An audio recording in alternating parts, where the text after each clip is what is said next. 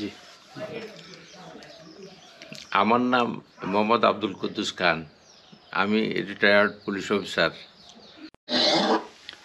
মানে রাফি তো আপনার 2022-23 সেশনের নাট্যকলার ছাত্র। জি। এটা কি আসলে আপনার ওই যে আমরা যেটা শুনছি যে মানে বীর মুক্তিযোদ্ধার মানে যে কোঠা, ওই কোঠায় এসে নাতিকোঠায় সে চান্স পাইছে? জি, এটাও ঠিক। মানে এই নাতিকোঠায় চান্স পাওয়ার পরে সে আন্দোলন কোঠার বিরুদ্ধে সে আন্দোলন করছে, এটা তো আসলে মানে এটা দেশপ্রেম দেখি করেছে। হ্যাঁ, যে এটা সবার বেলায় কিন্তু পসিবল না। এটা আসলে নিজের ভিতরে যদি না থাকতো না, এক্স্যাক্টলি। কারণ আমি সুযোগটা নিয়েছি, সুযোগ নিয়েও আমি চুপ থাকতে পারতাম চাইলে, কিন্তু আমি কিন্তু চুপ থাকি না। এটা সম্পর্কে একটু জানতে চাচ্ছি আর কি। দেখেন, আমি এই আন্দোলনের কয়েক মাস আগে আমি চিটাগাং গিয়েছিলাম।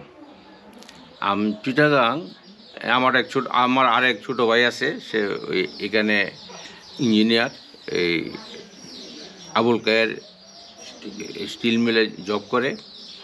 তখন আমাকে বললো যে, দাদা আসেন আমার ইউনিভার্সিটিতে আপনাকে একটু দেখাই।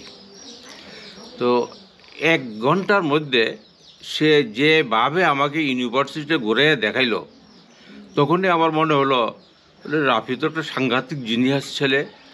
তো ওই অল্প ফার্স্ট ইয়ারে থেকেই সে এত জ্ঞানের অধিকারী, এটা তো কল্পনা অতীত, আমি ভাবতে পারিনি। পরবর্তীতে এই সে আসলে একটা দুঃসাহসিক এবং অত্যন্ত জ্ঞান রাখে। এই আন্দোলনের সময় যেভাবে সে এই চিটাগাং ইউনিভার্সিটি থেকে একটা জুনিয়র ছেলে হয়ে সবাইকে লিড দিছে এবং চিটাগাংয়ের আপামর জনসাধারণের মন জয় করতে পারছে। এবং আসলে বলবো কি, এই আন্দোলনের পুলিশের সামনে সে 2 হাত প্রসারিত করে যেভাবে এই আগাইয়া গেছিল, পুলিশ হাতে সরাই দিয়েছিল, আমি টেলিভিশনে দেখেছি। এই আর যেভাবে আগাইয়া গেছিল, এইটাই আন্দোলনের প্রতীক হয়ে দাঁড়ায়। তাকে অনুকরণ করতে গিয়ে রংপুরের আবু সাইদ অনুরূপভাবে 2 হাত প্রসারিত করে আগাইয়া গেল। দুর্ভাগ্য, তাকে পুলিশ গুলি করে দেয়। তো এরপরে আন্দোলন তো আরও বেগবান হয় এবং এই কয়েকজনের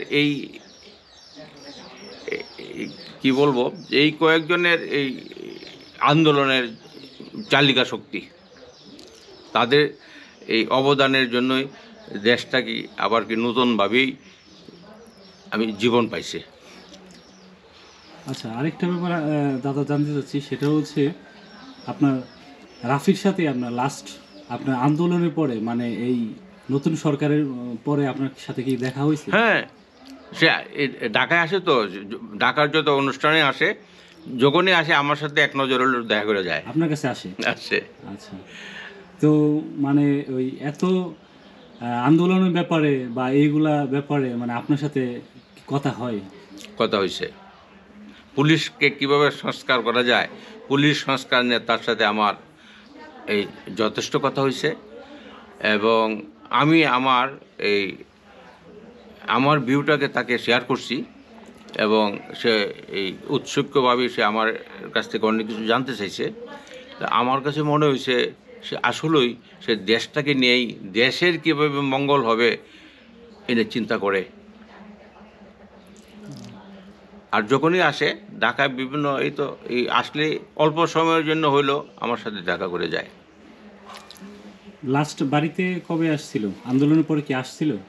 লাস্ট বাড়িতে একবার আসছিল। আন্দোলনের পরে একবার আসছিল? আসছিল। আমি আসি নাই, আমি শুনছি আসছিল। আগস্টের 14 তারিখ আসছিল। আসার পরে এলাকার সবার সাথে কি দেখা হয়েছে? অনেক মানুষ আসছে। এটা আমি শুনছি মোহনগঞ্জের অনেক লোকজন আমাকে ফোন করে বলেছে বিভিন্ন স্কুলগুলিতে, কলেজগুলিতে সে একটা বাচ্চা মানুষ, তাকে দেখার জন্য উৎসুক, তাকে আমন্ত্রণ করে নিয়েছে, এই সবার সাথে দেখার সাক্ষাৎ কুশল বিনিময় করছে এবং তাকে নেত্রকোনার তৃতীয় সন্তান হিসেবে সবাই এখন এই ট্রিট করছে। তাকে এই চেহারায় সকলে না চিনলেও নামে সবাই চিনে এখন। বিশেষ করে তালাত মাহমুদ রাফি সবাই চেনে।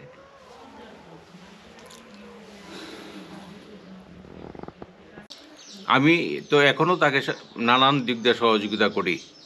প্রয়োজন হলে রাফি আমার কাছে টাকা চায়, আমি যাকে এখনও টাকা দিই তাকে। আমার নাতি, বুঝেন না, রাফি এই বিগত আন্দোলনের সময় পুলিশের সামনে 2 হাত প্রসারিত করে যেভাবে আগাইয়া গেছিল, এবং তার আয়ু আছে যে, এবং পুলিশ দয়া করে তাকে গুলি করে নাই। তাকে অনুকরণ করতে গিয়ে রংপুরের আবু সাইদ ঠিক এমনিভাবে 2 হাত প্রসারিত করে আগাইয়া গেছিল, কিন্তু দুর্ভাগ্যবশত এই পুলিশ তাকে গুলি করে এবং মৃত্যুবরণ করে। তো এই আন্দোলনটার এই রাফির মতো কয়েকটা ছেলেই আন্দোলনটাকে লিড দিছে, আগাইয়া নিছে, এবং ওরা সফল কাম হয়েছে। তো আমি তো রাফি সম্বন্ধে আর কি, রাফিকে আমি সবসময় দোয়া করি আল্লাহ যেন আর ওকে এই অনেক দীর্ঘদিন বাঁচায় রাখে, দেশের জন্য কাজ করতে পারে। সে দেশ দরদি একটা ছেলে, দেশে কাজ করার জন্য তার একটা স্পৃহা আছে, সেই উদ্যমও আছে। তো যেহেতু এই মানুষ কি বলবে না বলবে আমি জানি না, তো আমি তো ওরে সবসময় এই ওর শুভাকাঙ্ক্ষী, ওকে ওর ভালো হোক সেই দোয়া করি। এই